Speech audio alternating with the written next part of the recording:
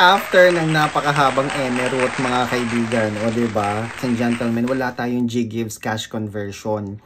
February 1 hanggang February 5. Wala po tayong GGives cash conversion dahil may mga inayos po tayong mga bagay-bagay. Ano po?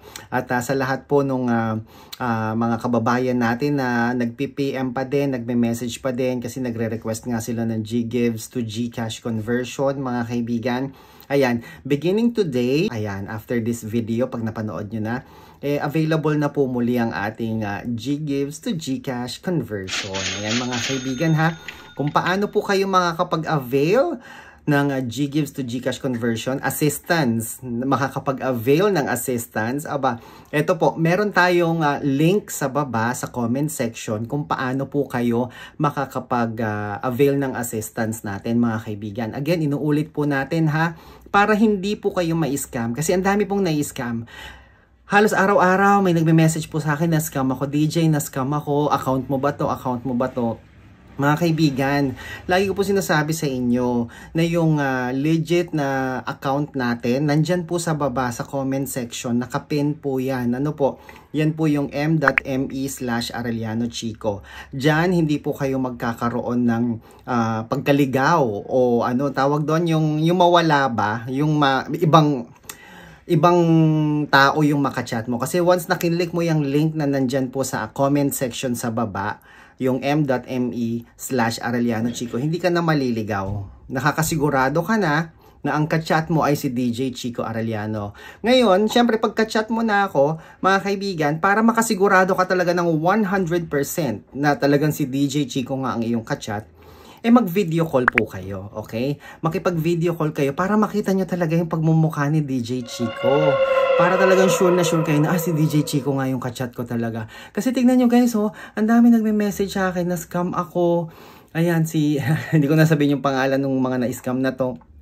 Sabi niya ganyan, sir, ito lang po ba yung account mo talaga? Sabi niya ganun, sa inyo po ba yan? May in-screenshot siya. Sabi ko, hindi sa akin yan. May mga kachat siya na pangalan ko naman, pero hindi nga ako. As in, na-scam na po ako kahapon, ewan lang kung magtitiwala pa ako. Siyempre, ganun talaga mga kaibigan, hindi mo masisisi yung mga kaibigan natin na na-scam. Kasi nga, masama talaga yung loob nila, ladies and gentlemen, kahit naman siguro sino, diba? Sasama talaga yung loob mo. So, na-scam po siya, tapos hindi siya nakasigurado. Actually, siya ang unang nag-message eh. Ito si client. Hello po, minessage niya yung Arellano Chico na poser. So, hindi si poser, hindi si scammer ang naunang nag-message. Ang naunang nag-message, itong si client. Mga kaibigan, sabi ko nga sa inyo, para hindi kayo maligaw, andyan po sa baba, nakapin po yung direct link ni DJ Chico para hindi na po kayo maligaw. I-click nyo lang po yan. Kung hindi mag-reply, hintayin nyo po magre-reply. Huwag po kayong makulit na mag-search pa sa Facebook ng Arellano Chico dahil baka lalo lang po kayong maligaw. Okay? Huwag matigas ang ulo. I-click nyo lang po yung link na nasa baba. Okay? Andyan po yung m.me/arellanochico para hindi kayo maligaw. Kung hindi siya nagre-reply kaagad, magtiis po tayong maghintay. Ano po? Maghintay lang po kayo dahil syempre busy lang po yan. Nasa napakarami po ng inaasikaso niya everyday. Okay? So, pagka-chat nyo na po siya, si Arellano Chico, makipag-video call kayo. Pag ayaw makipag-video call, ang dami niyang kondisyon. Kailangan mag-top up ka muna daw. Kailangan may transaction muna daw kayo bago siya makipag-video call for his safety and security. Kalokohan po yan, scammer po yan. Tigilan nyo na po siya. Okay po? Pag ayaw makipag-video call, huwag nyo po siyang kausapin. Okay po?